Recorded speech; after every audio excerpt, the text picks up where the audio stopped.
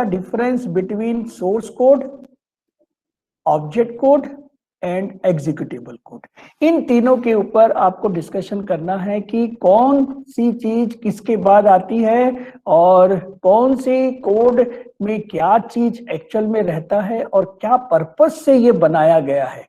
तो this is the very important requirement to understand. हमने compilation process में source code भी देखा है, ऑब्जेक्ट कोड भी देखा है और एग्जीक्यूटेबल कोड भी देखा है, ठीक है। तो ये हमें चीज को समझना है, थोड़ा सा और ब्रीफ करना चाह रहे हैं हम। तो इसको ध्यान से देखिए, आपको इस टेबल से क्लियर होगा कि here there are the 7 actually difference between this source code and object code.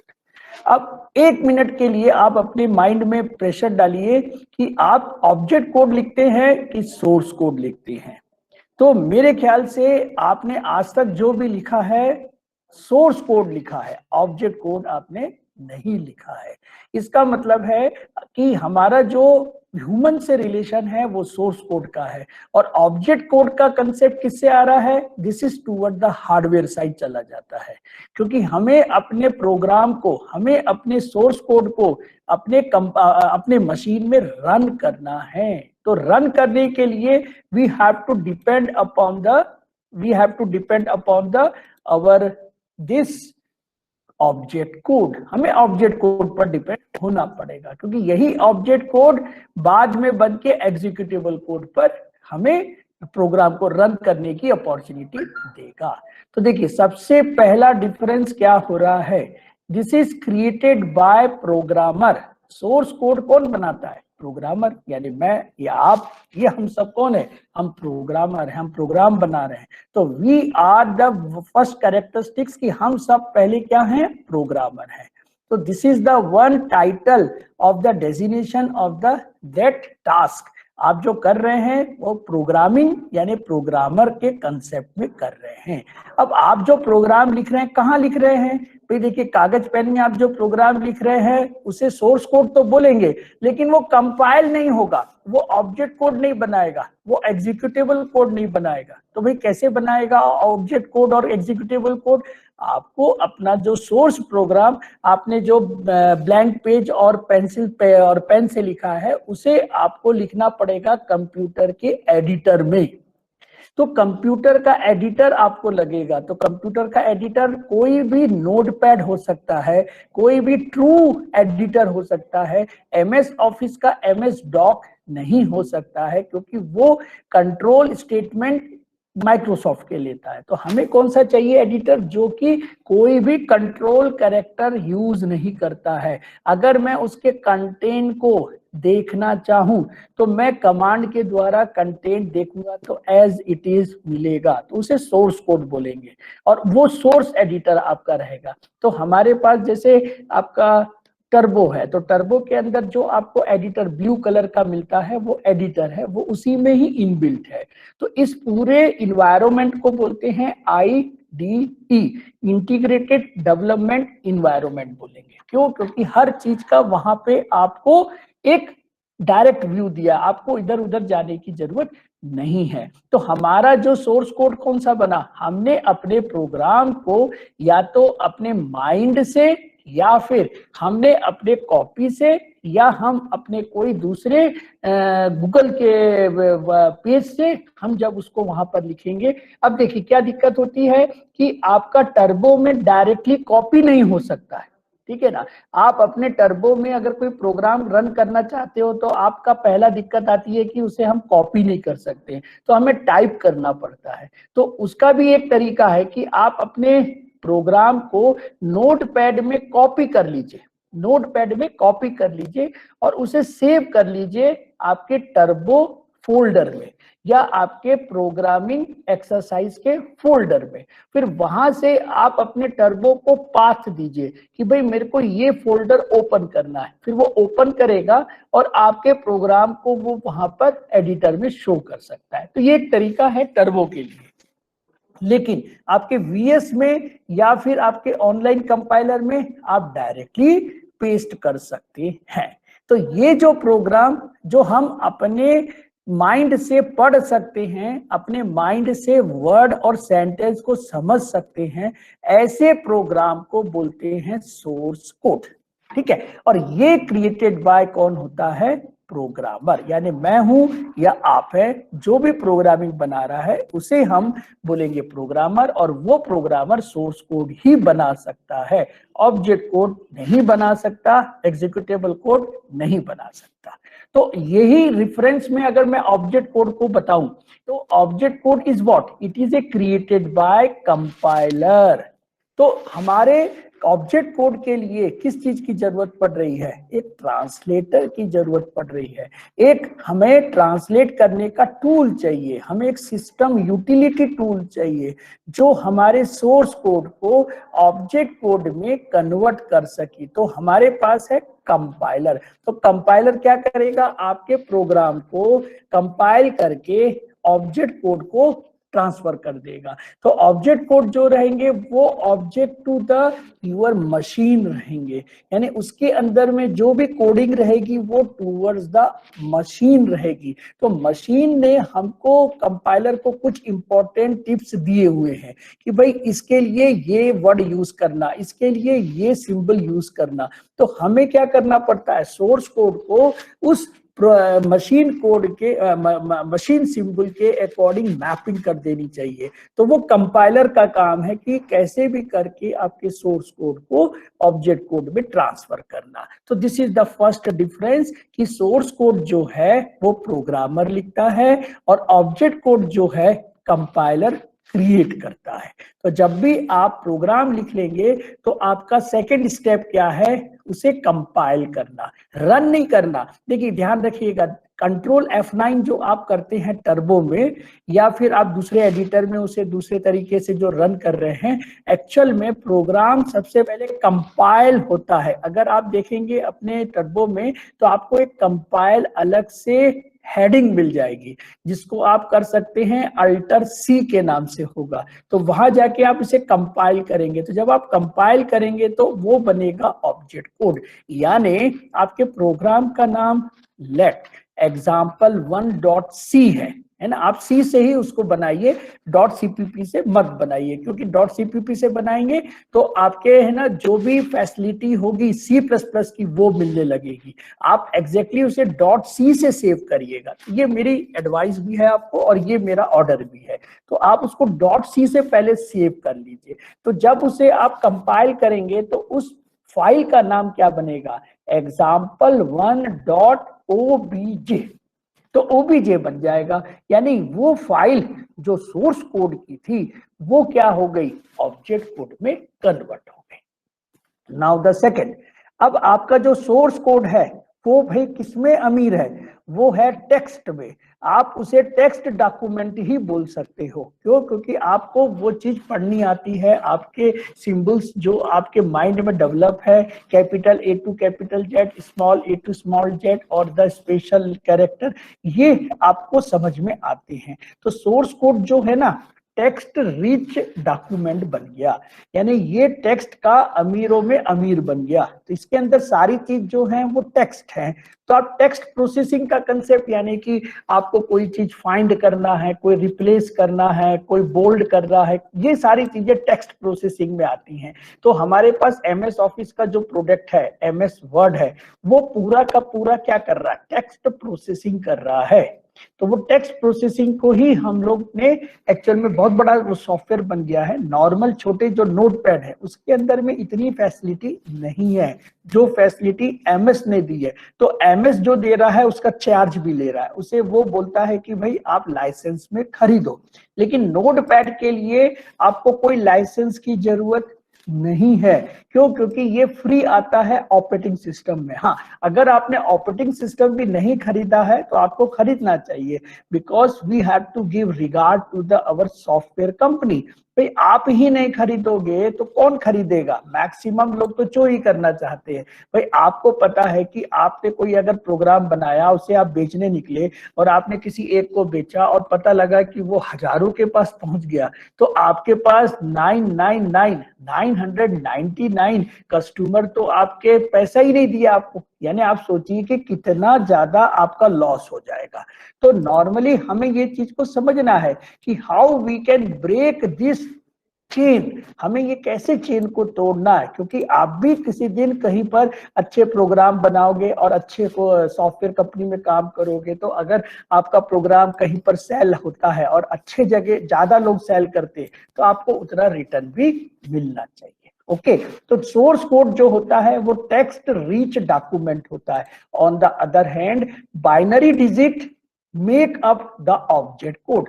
Object code के अंदर नॉर्मली क्या होगा, या तो बाइनरी डिजिट रहेगा या फिर वो हेक्साडेसिमल नंबर रह सकता है, क्योंकि this are the numbers actually suitable for the your machine.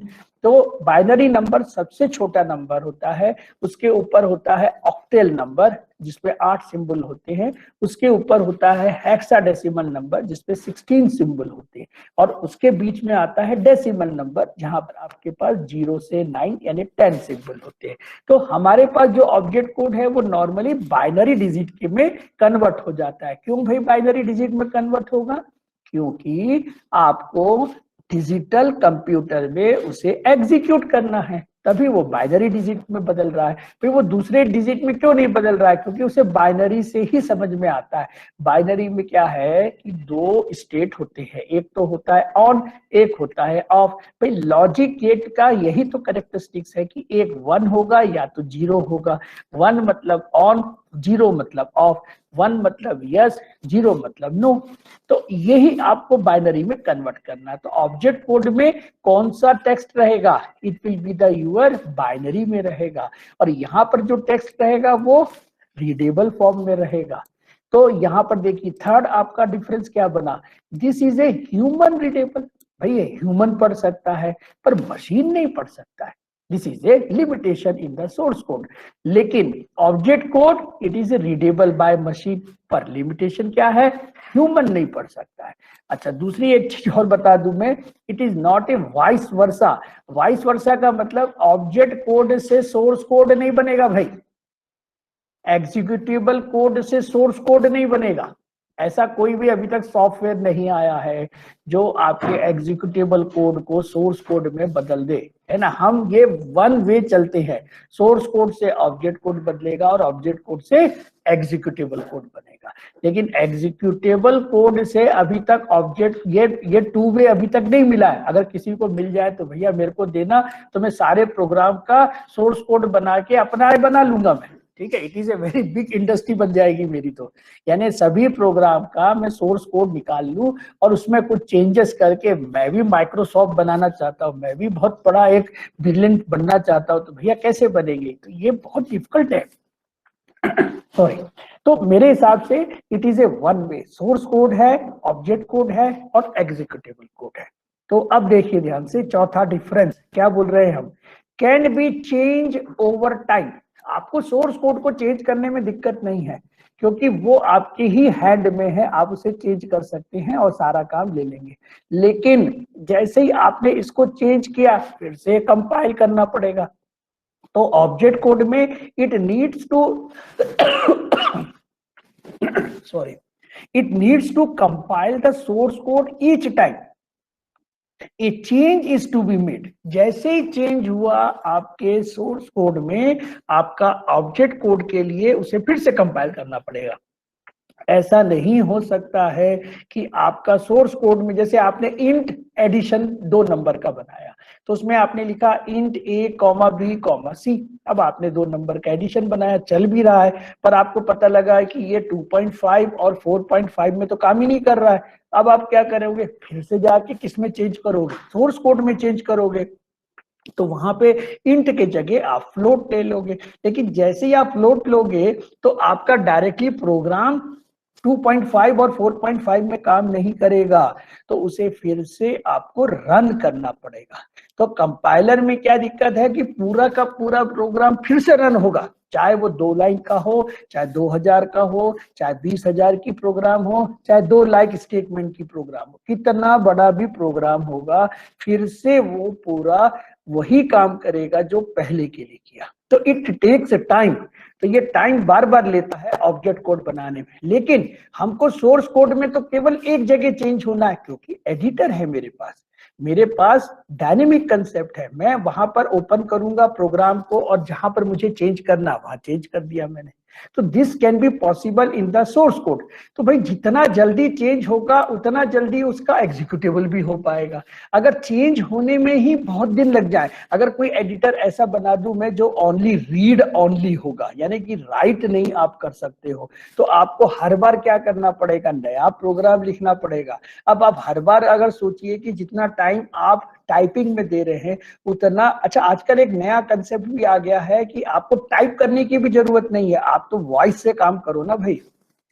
आप वॉइस टूल बना लो, आप वॉइस में बोलते जाओ, आपका प्रोग्राम टाइप होते जाएगा। कहाँ आप लगाए हो एक एक अक्षर को खोलते रहोगे, क्योंकि आपने टाइपिंग तो सीखी नहीं है और आप सीखना भी नहीं चाहोगे। अगर आप सीख लो तो अच्छी बात है, पर अगर आप नहीं सीखना चाहते हो तो आप तो बोलो, प्रोग्राम को बोलो। कैसे बोलोगे, हैश, तो वो हैश टाइप कर देगा, इंक्लूड टाइप कर देगा, स्मॉल एंगल कर देगा। वो जो भी उसके टोकन के नाम है उसको आपको थोड़ा सा एक ट्रेनिंग करनी पड़ेगी। आप ट्रेनिंग कर लीजिए, आपको पूरा प्रोग्राम आप तो बोलते जाओ वो टाइप करता जाएगा। तो इट इज आल्सो पॉसिबल। हमें तो किसी भी तरीके से प्रोग्राम एडिटर में चाहिए, उसको फिर हम कंपाइल कर लेंगे। ओके, नाउ सोर्स कोड जो है वो not specific, not system specific होता है, यानी कि वो जो सोर्स कोड है वो कोई भी सिस्टम्स को मैप नहीं कर रहा है। मतलब आपको ये मैं नहीं बोल रहा हूं कि आप मुझे IBM के कंप्यूटर के लिए प्रोग्राम करो, एप्पल के लिए करो, मुझे आप HCL के लिए करो। भाई ये सारी जो कंपनियां हैं वो अपने अलग अलग माइक्रो प्रोसेसर या अपना अलग आपका रोम की प्रोग्रामिंग, अपनी सिस्टम की प्रोग्रामिंग अलग अलग करती है, ठीक है। पर ये नॉट सिस्टम स्पेसिफिक होता है, तो ये फायदा भी है। फायदा ये है कि ये बनता है independent to machine. Source code जो है वो इंडिपेंडेंट टू मशीन है।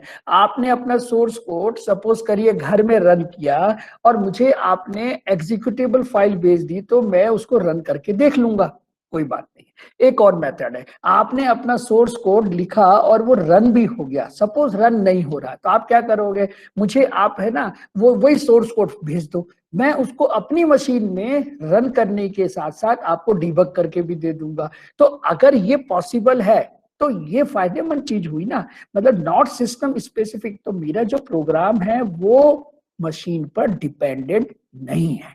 तो this is the important, but disadvantage भी है। ये डिसएडवांटेज ये है कि मुझे इसे कंपाइलर बनाना पड़ेगा, जो मुझे एक ऑब्जेक्ट कोड क्या देगा, सिस्टम स्पेसिफिक देगा। तो ऑब्जेक्ट कोड क्या है, सिस्टम स्पेसिफिक का काम स्टार्ट करता है। Now next is the it serve as a input to compiler. ये तो हमें पता ही चल गया अब कि कंपाइलर में इनपुट क्या होगा, सोर्स कोड होगा, और आउटपुट क्या होगा, ऑब्जेक्ट कोड होगा, ठीक है। इनपुट क्या होगा, कंपाइलर में सोर्स कोड होगा, और कंपाइलर का आउटपुट क्या मिलेगा, ऑब्जेक्ट कोड मिलेगा। इसीलिए ये चीज यहां लिखी है कि it serve as a input to compiler. ये कंपाइलर है, कंपाइलर को सर्व करना पड़ेगा। लेकिन on the other hand object code क्या है, it is the object of the compiler. तो this is the concept. Now the last instruction क्या बोलना चाह रहे हैं हम, लास्ट इंस्ट्रक्शन ये बोलना चाह रहे हैं कि instruction return using English word according to syntax of the language. तो ये इसमें एक कैरेक्टरिस्टिक्स है सोर्स कोड की, क्या है कि आपको जो भी लिखना है ना वो इंग्लिश वर्ड में लिखना है। भाई अभी तक हिंदी वर्ड का लिखने का नहीं बना, अगर आप हिंदी का भी बना दो तो बहुत अच्छी बात है। मेरे हिंदी मीडियम के स्टूडेंट हिंदी में प्रोग्राम करेंगे, तो एक और हम ट्रांसलेटर बनाएंगे जो हिंदी को इंग्लिश में कन्वर्ट कर देगा, और इंग्लिश में जैसे मिल जाएगा तो मैं उसमें रेडीमेड कंपाइलर लगा दूंगा, वो मुझे ऑब्जेक्ट कोड बना के दे देगा। तो it is a best research है ना, ये अच्छी चीज है, आप लोग भी बना के दे सकते हो कि कोई स्टूडेंट प्रिंट एफ के जगह कुछ और लिख दे, ठीक है ना, वो लिख देगा सपोज कि ये डिस्प्ले हो, या कोई भी हिंदी वर्ड आप ढूंढ लेना, उसका अपना कीवर्ड बना लेना, उस कीवर्ड के अनुसार कर सकते हो। It is open to challenge, open to all challenge है ये, ठीक है। But in the object code this all instruction actually encoded in which digit, binary digit. किसमें हो रहा है, ये बाइनरी डिजिट में हो रहा है। तो this are the 7 important difference, ये याद रखेंगे। अब देखिए ध्यान से, एग्जीक्यूटेबल कोड, भाई किसी भी तरीके से आपको क्या मिल गया, बाइनरी कोड तो मिल ही गया, वही तो एक्चुअल में क्या है, एग्जीक्यूटेबल कोड है, बस उसे रन करना है। अब मैं उसको एग्जीक्यूट कर दूंगा तो वो एग्जीक्यूटेबल कोड बन जाएगा। तो इट मींस कंप्यूटर प्रोग्राम और software in A form that can be run in a computer directly. तो इसको मुझे रन करने के लिए कंपाइलर की जरूरत नहीं होती है। Okay, now it typically refers to machine language, भाई इसी को मशीन लैंग्वेज में बोलेंगे। भाई आपको सपोज करिए कि मुझे इंग्लिश आती है और आपको हिंदी आती है, अब अपन दोनों को बात करनी है तो कैसे करेंगे भाई, आप मुझे हिंदी में लिख के दोगे लेकिन वो मैं डायरेक्टली नहीं समझ सकता, तो मुझे ट्रांसलेटर लगाना पड़ेगा जो आपके सेंटेंस को इंग्लिश में कन्वर्ट करेगा, और जैसे ही कन्वर्ट करेगा मैं समझना शुरू कर दूंगा। यानी अगर आप मुझे इंग्लिश में दे देंगे तो मुझे ट्रांसलेटर की जरूरत नहीं पड़ेगी, that will be directly go for the machine. Suppose मैं मशीन हूं और आप मेरे यूजर हो और आपको हिंदी आती है और मेरे को इंग्लिश आती है, तो आप मुझे कैसे बात करोगे, भाई आप लिखोगे मेरा नाम ये है, ठीक है, मैं नहीं समझ पाऊंगा तो मुझे ट्रांसलेटर लगाना पड़ेगा, तो वो बताएगा कि माई नेम इज दिस, तो मैं फिर अपनी चीज को समझ जाऊंगा। तो जब भी आप मेरी लैंग्वेज में लिख के देंगे तो वो डायरेक्ट एग्जीक्यूट होगा, उसे ट्रांसलेट करने की जरूरत नहीं है। Which is the set of native instruction of the computer carries out in the hardware. तो जो भी मेरे नेटिव कंप्यूटर है या नेटिव हार्डवेयर है उसके अकॉर्डिंग अगर आपने काम कर दिया तो आपका प्रोग्राम मशीन लैंग्वेज का ही हो गया और वो डायरेक्ट रन हो जाएगा। अब देखिए ध्यान से, मैंने आपको ये चीज समझाने के लिए रखी है कि सोर्स कोड जो आप बना रहे हैं वो .c के एक्सटेंशन से रहेगा। तो for example this is the example 1.c, तो ये आपने बनाया, तो ये क्या बना, सोर्स कोड बन गया। अब इस प्रोग्राम को आप कंपाइल करोगे तो ऑब्जेक्ट कोड बनेगा। तो object code is a output of compiler with extension OBJ। OBJ represent object code. तो आपके प्रोग्राम का नाम example1 से क्या बन गया, example1.obj बन गया। अब ये OBJ जो बन गया इसे मुझे एग्जीक्यूट करना है, ठीक है। तो एग्जीक्यूट करने के लिए मुझे एक्चुअल में डायरेक्टली एग्जीक्यूट तो नहीं होगा, ये इसके अंदर में केवल कोड हुआ है ऑब्जेक्ट का, तो इसके अंदर मुझे लिंकर की जरूरत पड़ती है। तो लिंकर क्या करता है, जितने भी इंक्लूड हेडर फाइल्स है वो सबको भी इंटीग्रेट करके मुझे बना देता है एग्जैक्टली exe फाइल। तो exe फाइल जो बनती है that is for representing executable. तो exe represent executable, obj represent object, .c represent source, ये याद रखें। तो आपके पास अल्टीमेट क्या मिला, example1.exe मिल गया। अब ये जो प्रोग्राम है अगर मैं रन करना चाहूं तो मुझे कंपाइल करने की जरूरत नहीं है, मैं इसका आइकॉन बना सकता हूं और आइकॉन को मैं जब डबल क्लिक करूंगा तो मेरा प्रोग्राम रन हो जाएगा।